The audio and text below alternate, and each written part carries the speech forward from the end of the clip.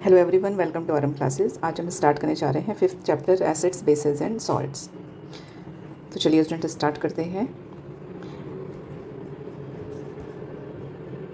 How are the following substances, ये जितने भी सब्सटेंसेज हैं क्लासिफाइड इनटू 3 ग्रुप्स। ये कह रहा है कि 3 ग्रुप्स में कैसे क्लासीफाई करोगे इनको। अगर आपके पास लिटमस पेपर है तो लिटमस आपको मालूम है ना, लिटमस टेस्ट क्या बताता है हमको। लिटमस टेस्ट बताता है कि if substance is an acid तो क्या होगा, एसिड है तो ब्लू लिटमस रेड हो जाता है। ठीक है, if a substance is base तो रेड लिटमस ब्लू टर्न हो जाता है। ठीक है, इतना हमको मालूम है। तो अब इसमें से हमको लिटमस की हेल्प से देखना है। तो लेमन को जब चेक करेंगे तो लेमन क्या है, लेमन इज़ एसिड। ठीक है, ये एसिड है। चलिए मैं इसके ऊपर ऐसे लिख देती हूँ, एसिड है लेमन। टैमरिंड की बात करेंगे, लेमन में सिट्रिक एसिड होता है, आप लिखते भी रहेंगे सिट्रिक एसिड होगा, टैमरिंड में टार्टरिक एसिड होता है। Baking soda is base. ठीक है, sodium hydrogen carbonate. Butter milk में भी लैक्टिक एसिड होता है, दिस इज़ ऑल्सो एसिड, ये भी एसिड है। विनीगर में एसिटिक एसिड होता है, ये भी एसिड है। ऑरेंज में सिट्रिक एसिड होता है जैसे लेमन में होता है, ये भी एसिड है। मिल्क की अगर हम बात करें तो मिल्क में भी स्लाइटली लैक्टिक एसिड होता है, इसलिए ये भले ही न्यूट्रल की रेंज में रहता है लेकिन होता है इसमें, मीन्स बिलो न्यूट्रल होता है, लेस देन 7 pH। लाइम की बात करें, lime is base. What is lime, lime is calcium oxide. ये हमने पढ़ा है एक्चुअली प्रीवियस में। Tomato is acid, oxalic acid होती है टमाटो में। Milk of magnesia is magnesium hydroxide. तो ये OH पढ़ा था हमने, किस में होते हैं, बेस में होता है। वाटर की बात करें हम तो वाटर क्या होता है स्टूडेंट, वाटर न्यूट्रल होता है। ठीक है, वाटर को न्यूट्रल लिखेंगे, न्यूट्रल। ठीक है, एल्यूमिनियम ऑक्साइड है तो एल्यूम इज़ ऑल्सो बेस, ये भी बेस होता है।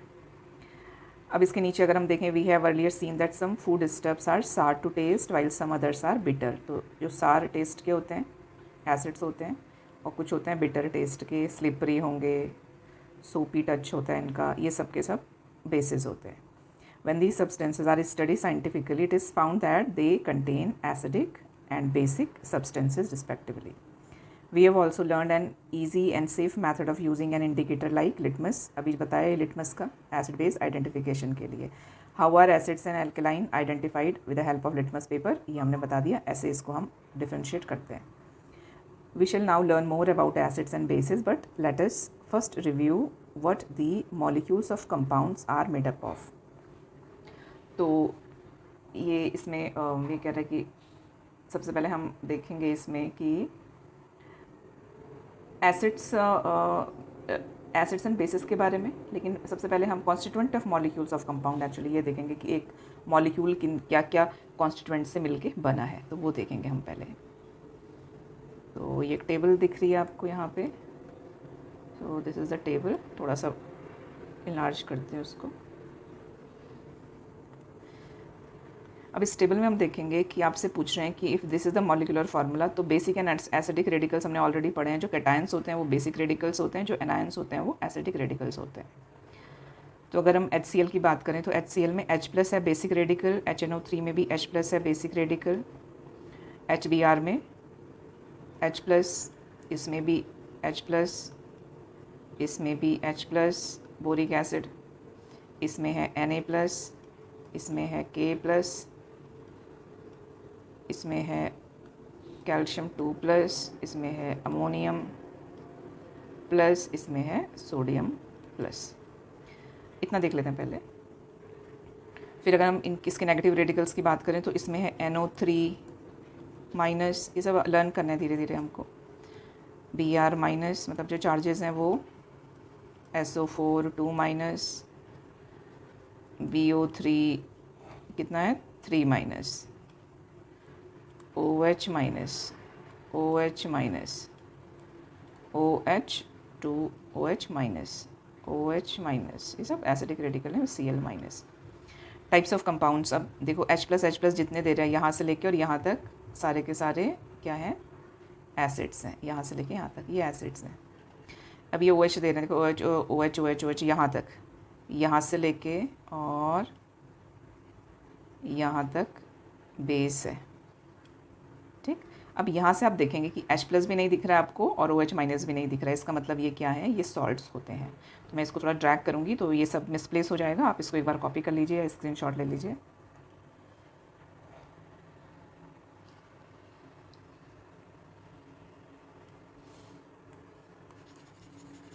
तो हमने देखा कि कुछ ऐसे कंपाउंड्स हमको दिख रहे हैं जिनमें H+ भी नहीं है और OH- भी नहीं है। ठीक, तो H+ भी नहीं है, OH- भी नहीं है और उनमें लेकिन कैटायन और एनायनिक रेडिकल्स हैं, तो वो सब होते हैं सॉल्ट्स, जैसे हम इनमें पढ़ेंगे अभी। यहाँ से देखो, यहाँ से स्टार्ट किया था ना, पॉजिटिव था Na+, कैल्शियम Ca2+, 2 पोटेशियम है यहाँ पे लेकिन प्लस सिंगल प्लस चार्ज होता है, कैल्शियम 2+, अमोनियम 1+, और इनके एसिड रेडिकल्स देखो, मतलब नेगेटिव वाले अगर हम देखें एनायंस, वो है Cl-, NO3-, कितने NO3 हैं, 2, SO4 2-, Cl2 हैं 1-, और SO4, ये सब लर्न करने हैं 2-। ठीक, तो ये सब क्या है, यहाँ से लेके और यहाँ तक, दीज ऑल आर सॉल्ट्स। ठीक, देखो आपके लिखा भी है, आपकी some compounds seen to have H+ basic radical, जिनको हम एसिड्स कहते हैं, and some compounds are seen to have OH- acidic radicals, जिनको कि हम बेसिस कहते हैं। But there are few compounds, ionic compounds, which have a basic radical other than H+, acidic radical other than OH-, these are called salts. तो ये सारे हमारे salts हैं। पेज है, नेक्स्ट पेज में देखेंगे स्टूडेंट्स, इसको भी थोड़ा सा इनलार्ज करते हैं, तो ये है। तो now complete part B of the अब टेबल, जो अभी हमने देखा, तो इसमें आपसे कह रहे हैं कि जो पेज नंबर मतलब 58 में जो टेबल है उसका पार्ट कंप्लीट करिए। It will be clear that there are 3 types of ionic compounds. तो उसमें आपको दिख रहा है ना साफ साफ कि there are 3 types of ionic compounds. ठीक है, कैसे आयनिक कंपाउंड्स हैं, एंड दीज आर, कौन से हैं वो, एसिड्स हैं, बेसेस हैं एंड सॉल्ट्स हैं। ये 3 हमने देखा। अब हम डिटेल पढ़ेंगे आयनिक कंपाउंड्स के बारे में। तो क्या होते हैं आयनिक कंपाउंड्स, तो अगेन इनका थोड़ा सा तो हमने ऑलरेडी पढ़ा है प्रीवियस सेक्शंस में। The molecule of ionic compound has 2 constituents. Basically क्या होते हैं वो, कैटायंस होते हैं और एनायंस होते हैं। कैटायंस कैसे, पॉजिटिव रेडिकल्स हैं, और एनायंस हैं हमारे नेगेटिव रेडिकल्स। ठीक है, there are a force of attraction between these ions. इनके बीच में क्यों, क्योंकि ये पॉजिटिवली और नेगेटिवली चार्ज होते हैं, तो इनके बीच में फोर्स ऑफ अट्रैक्शन होता है। जैसे आप इसमें देख रहे हो, Na ने, सोडियम ने एक इलेक्ट्रॉन लूज़ किया, उसने Na+ बनाया, Cl ने एक गेन किया, इसने NaCl बनाया। तो जब ये दोनों क्लोज आएंगे एक दूसरे को, तो ये क्या करेंगे, एक फोर्स ऑफ अट्रैक्शन फील करेंगे। तो इसको ही हम आयनिक बॉन्ड कहते हैं। ये जो फोर्स ऑफ अट्रैक्शन है, इसको ही आयनिक बॉन्ड कहते हैं। The force of attraction between 1 positive charge on a cation and 1 negative charge on an anion makes 1 ionic bond. ठीक है, ये आयनिक बॉन्ड बनाता है। अब इस वाले पैराग्राफ में आपसे कह रहे हैं कि जो चेंजेस हैं, ठीक है, from an electrical charge state into an electrical neutral state, ये है इसमें चेंजेस। यहाँ पे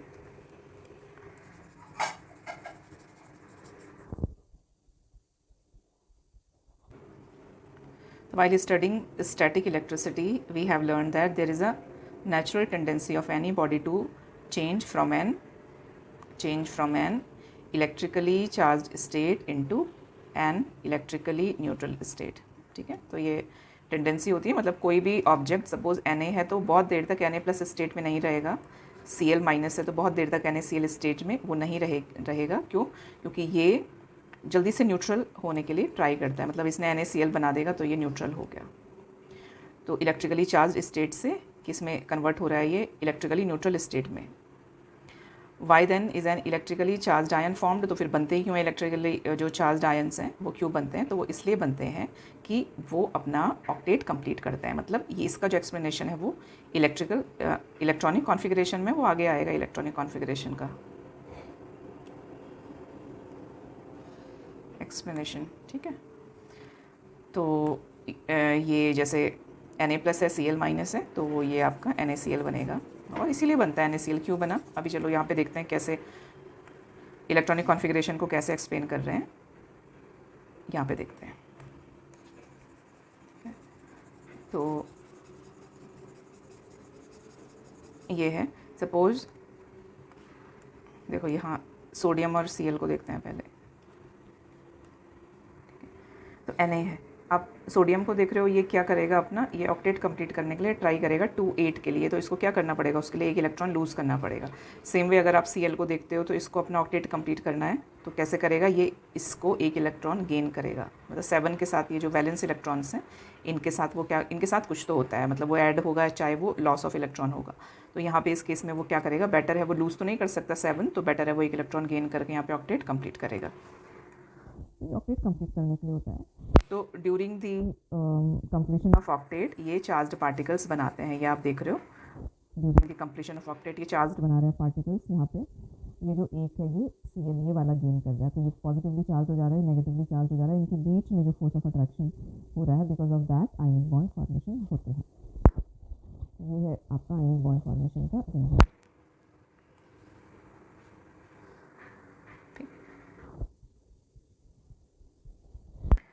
अब अगर नेक्स्ट देखें कि outermost shell of sodium और क्लोरीन, अभी हमने देखा कि not a complete octet initially, बाद में वो कंप्लीट ऑक्टेट। Na+ और Cl- क्या करेंगे, Na+ और Cl- का मतलब ऑक्टेट कंप्लीट हो गया, ये अभी हमने देखा। तो बस ये इसमें एक्सप्लेन कर रहे हैं यहाँ पे। और अगर हम सोडियम क्लोराइड की बात करें तो हाईली स्टेबल, क्यों है हाईली स्टेबल, क्योंकि ये इलेक्ट्रोस्टैटिक फोर्स ऑफ अट्रैक्शन से मिलके बना है, मतलब पॉजिटिव और नेगेटिव चार्जेस की जो फोर्स ऑफ अट्रैक्शन है आपस में उनसे मिलके बना है ये। इसके बाद हम पढ़ने वाले हैं डिसोसिएशन ऑफ आयनिक कंपाउंड्स, में कैसे डिसोशिएट होते हैं और क्या होता है इनके साथ। तो ये देख लेते हैं पहले। ये आपसे कह रहे हैं कि ऑन रिजल्ट आपका resulting mixture form by mixing of following, in substance को अगर हम मिक्स करते हैं तो जो रिजल्टिंग बनेगा सब्सटेंस वो क्या बनेगा। अगर हम वाटर और सॉल्ट की बात करेंगे, वाटर और शुगर की बात करेंगे, वाटर सैंड की बात करेंगे, वाटर सॉडस्ट की बात करेंगे, तो क्या होगा। तो यहाँ पे आपको बता रहे हैं ऑन डिजॉल्विंग इन वाटर जो आयनिक कंपाउंड होगा वो एक्वस सॉल्यूशन बनाता है और एकदम क्लियर सॉल्यूशन बनाएगा। वो क्यों, क्योंकि उसके पार्टिकल्स वाटर मॉलिक्यूल्स के बीच में फिट हो जाते हैं जाके। वो क्यों होते हैं वो अभी हम समझेंगे। लेकिन अगर सैंड और वाटर पार्टिकल्स की बात करें, सॉडस्ट की बात करें, तो ये क्या होता है, ये सेटल हो जाता है, सेटल हो जाएंगे। ये हेट्रोजिनस मिक्सचर, होमोजिनस मिक्सचर पढ़ा होगा आपने। तो ये हमारे ये दो तो होमोजिनस बनाएंगे, ये दोनों हेट्रोजिनस मिक्सचर बनाएंगे, मतलब मिक्स नहीं होंगे ये। और यहाँ पे इसका है ऑन डिजॉल्विंग वाटर क्या करता है, आयनिक कंपाउंड एक्वस सॉल्यूशन बनाता है। In solid state, opposite charged ions in the ionic compound are sitting side by side. When an ionic compound begins to dissolve in water, the water molecule penetrate in between the ions of compound and separate them from each other. जैसे ये NaCl है, तो water का particles, अभी आपको बस इतना ही समझना है, बाकी डिटेल हायर क्लासेस में पढ़ेंगे। तो ये यहाँ पे बीच में पेनिट्रेट करने के लिए ट्राई करेगा और इसको Na+ और Cl- सेपरेट कर देता है। एक्वा सॉल्यूशन ऑफ आयंस बन जाता है। तो इनको पुश करता है, दैट इज़ टू से an ionic compound dissociates while forming an aqueous solution.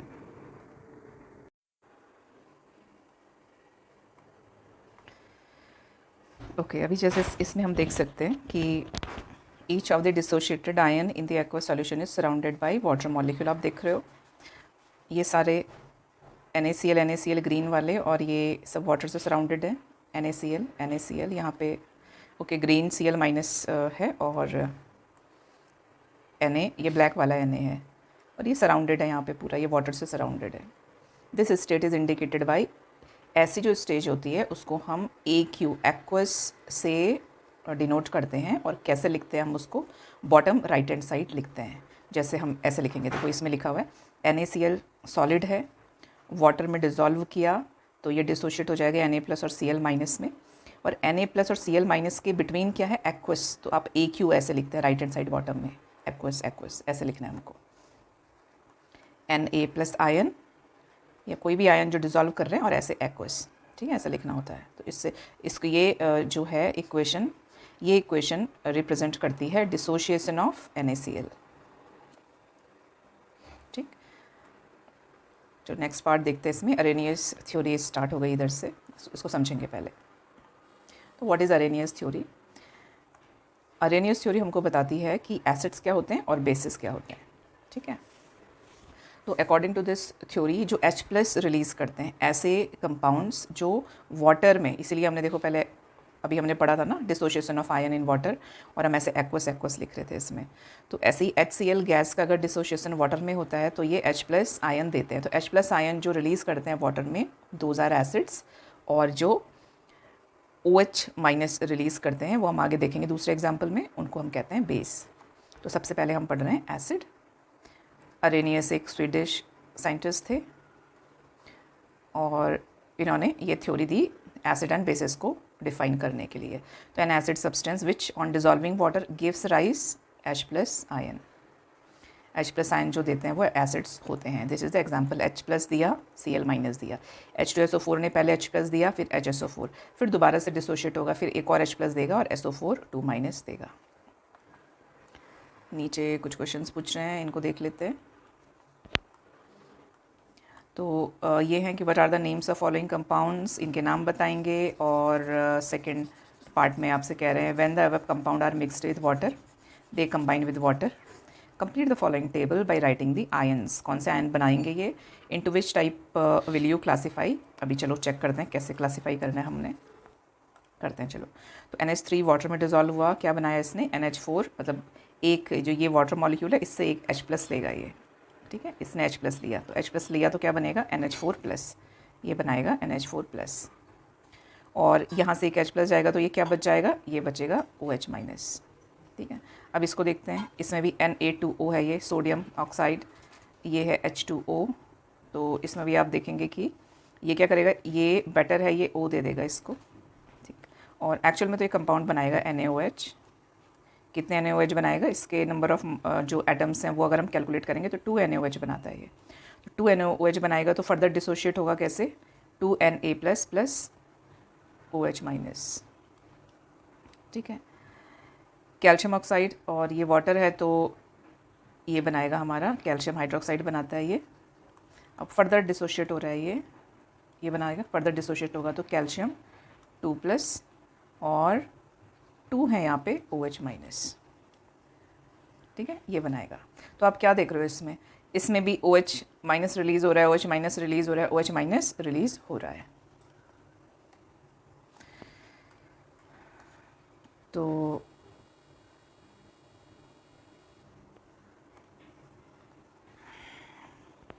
Basis, तो बेसिस को कैसे डिफाइन किया, गिव्स राइज वाटर सॉल्यूशन में which gives rise OH minus ion, वो बेसिस होते हैं, ठीक।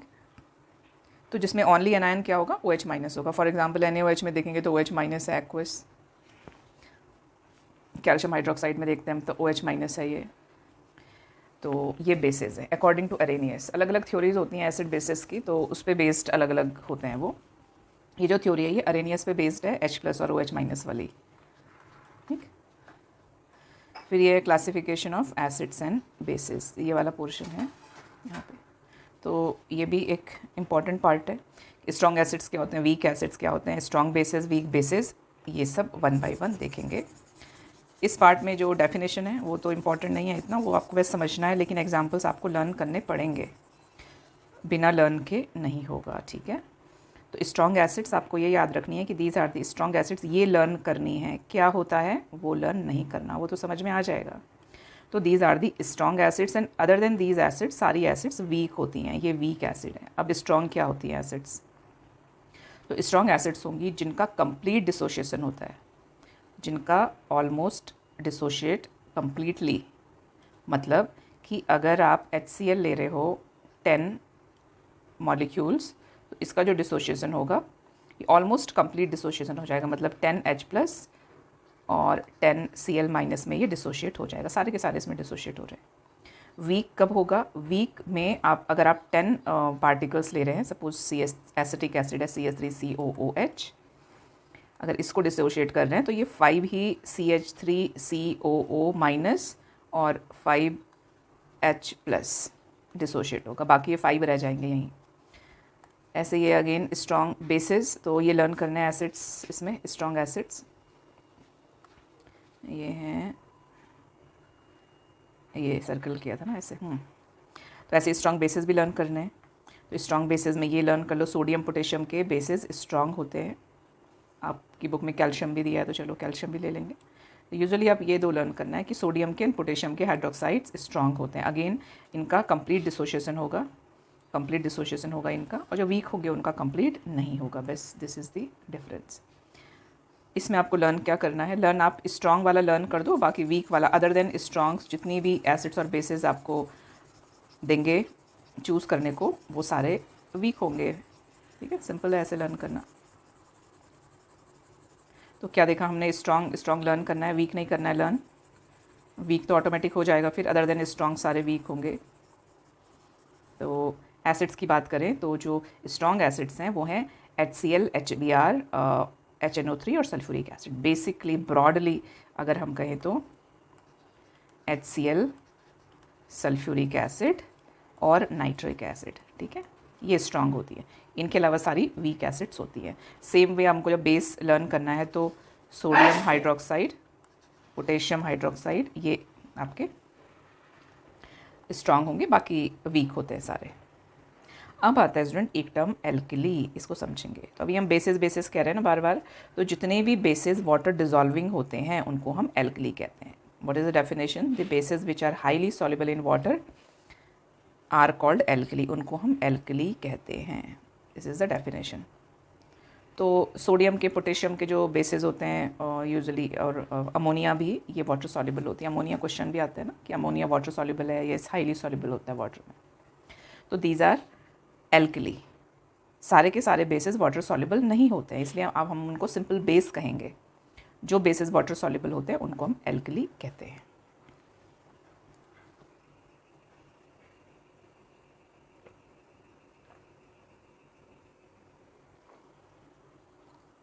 ये टेबल है बेसिसिटी एंड एसिडिटी की।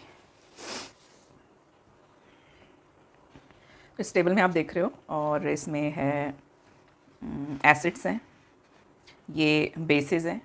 अब ये एसिड्स ऑन बेसिस में आप ये आपसे कह रहे हैं कि इनको अगर डिसोशिएट करेंगे तो number of H+ obtained from one molecule कितना आपको दिख रहा है।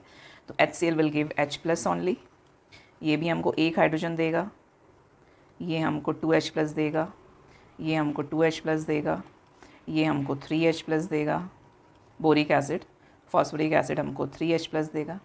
ठीक है, और ये हमको 1H+ देगा। सेम वे OH का डिसोसिएशन देखते हैं, NaOH 1 OH देगा, KOH also 1, calcium hydroxide it will give 2 OH minus, 2 OH minus, 3 OH minus, 3 OH minus, 1 OH minus। ठीक है, ये देते हैं। Acids and bases are also classified according to basicity. इसके बेसिस पे भी हम क्लासीफाई करते हैं एसिड्स एंड बेसिस को। कैसे क्लासीफाई करेंगे बताओ। एसिड्स को देखो, हम कह सकते हैं ना कि कुछ एसिड्स ऐसे होते हैं जो 1 H+ देते हैं, कुछ 2 H+ देते हैं, कुछ 3 H+ देते हैं। तो ये जो नाम है इनको हम फिर कैसा इसका नेमिंग हम करेंगे, तो हम करेंगे ये जो एसिड है इसकी बेसिसिटी 1 है, इसकी बेसिसिटी 1, बेसिसिटी 2, बेसिसिटी 3। इसकी जो एसिडिटी है बेसिस की, एसिडिटी 1, 2 और 3। या हम इनको मोनोबेसिक एसिड भी कहते हैं और इनको हम मोनो एसिडिक बेस कहते हैं। तो ऐसा क्यों हम कहते हैं वो हम आगे देखते हैं। देखो ये है इसमें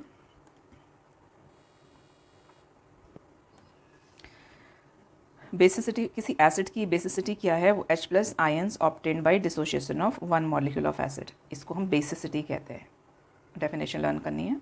एसिडिटी हम किसको कहते हैं, OH- ions obtained by base, इसको हम एसिडिटी कहते हैं। ठीक है, on the basis of the above table give example of monobasic, dibasic. तो यही है स्टूडेंट्स, देखो monobasic, dibasic, tribasic क्या है। मोनोबेसिक वो होगा जिसने एक डिसोशिएट करके दिया, डाई बेसिक वो हैं जिन्होंने 2 H+ डिसोशिएट करके दिए एसिड्स ने, और ट्राई बेसिक एसिड्स वो हैं जिन्होंने 3 H+ डिसोशिएट करके दिए। On the basis of our table give the 3 types of bases their example. तो आपके बेसिस के भी हम एग्जाम्पल दे सकते हैं कि कुछ बेसिस 1 OH- देते हैं, कुछ 2 OH- देते हैं, कुछ हमको 3 OH- देते हैं। ठीक, फिर है यहाँ पे कॉन्सेंट्रेशन ऑफ एसिड बेसिस। तो कॉन्सेंट्रेशन में आपके यही है, ये पूरा जो एक्टिविटी है, इसमें एक्टिविटी में आपसे क्या कह रहे हैं कि आप क्या करो, एक एक स्पून अगर आप लेमन जूस लेते हो और एक बीकर में डाल दो एक एक स्पून लेमन जूस, फिर एक बीकर में आप 1 ग्लास पानी डालो, दूसरे बीकर में आप 2 ग्लास पानी डालो, फिर टेस्ट करो दोनों को, तो डिफरेंस समझ में आएगा ना। एक ज़्यादा सार होगा, एक कम होगा, मतलब एक डाइल्यूट होगा, एक कॉन्सेंट्रेटेड सॉल्यूशन होगा। ठीक है, यही है इसमें। तो टेस्ट में क्या होगा, डिफरेंस होगा, टेस्ट में डिफरेंस, इनका टेस्ट डिफरेंट होगा दोनों का। The solution of first beaker is more सार देन द सेकेंड बीकर। अब ये पूछना है कि ऐसा क्यों होता है, तो ऐसा क्यों होगा, because of concentration of acid. तो एसिड का कॉन्सेंट्रेशन है, उस वजह से हो रहा है। मतलब कि क्या टर्म आने वाला है अभी पढ़ने के लिए टर्म आने वाला है कि कितना ग्राम सब्सटेंस है 1 लीटर में, ग्राम पर लीटर, कितना मोल सब्सटेंस है 1 लीटर में। ठीक है, ये हमारा आने वाला है कॉन्सेप्ट, कितना ग्राम कितने लीटर में। ये जो एक्सप्रेशन है, ये एक्सप्रेशन क्या बताता है हमको, ये बताता है कॉन्सेंट्रेशन। क्या बताता है, कॉन्सेंट्रेशन बताता है। तो कॉन्सेंट्रेशन पढ़ना है हमने इसमें। सिंपल यहाँ पे आपको कॉन्सेंट्रेशन प्रपोर्शन के बारे में बता रखा है, इतना इंपॉर्टेंट नहीं है। फिर आप ये देखेंगे, ये वाला सेकंड वाला पैराग्राफ इसके एकदम लास्ट में आएंगे कि when the concentration of solute in it solution is high, एकदम लास्ट में आ जाते हैं यहाँ पे। When the concentration of a solute in it solution is high, it is a concentrated solution. While the solution is called dilute solution. अगर concentration of solute कम होता है तो उसको हम कहते हैं डाइल्यूट सॉल्यूशन। ठीक है, 2 टर्म आए यहाँ पे, डाइल्यूट सॉल्यूशन और कॉन्सेंट्रेटेड सॉल्यूशन। फिर ये लास्ट में आएगा हमारे की बहुत सारी यूनिट होती हैं अलग अलग कॉन्सेंट्रेशन को एक्सप्रेस करने के लिए, जो बेसिकली 2 यूनिट्स होती हैं जो हम यूज़ करेंगे, वो ये होती है ग्राम पर लीटर, कितना ग्राम सॉल्यूट है कितने सॉल्वेंट में। सेकंड यूनिट जो होती है वो होती है मोल्स में, उसको मोलैरिटी में एक्सप्रेस करते हैं। मतलब ये जो डेफिनेशन होगी ये होगी number of moles of the solute dissolved in 1 litre of solution. कितने मोल कितने लीटर में डिजॉल्व हैं, मोल पर लीटर इज़ कैपिटल M, जिसको हम कहते हैं मोलैरिटी। इसको हम कहते हैं मोलैरिटी ऑफ द सॉल्यूशन। तो मोलैरिटी जो एक्सप्रेशन है वो कैपिटल M से डिनोट करते हैं हम इसको, ऐसे कैपिटल M से डिनोट करते हैं। मोलार भी कहते हैं इसको, 1 मोलार सॉल्यूशन।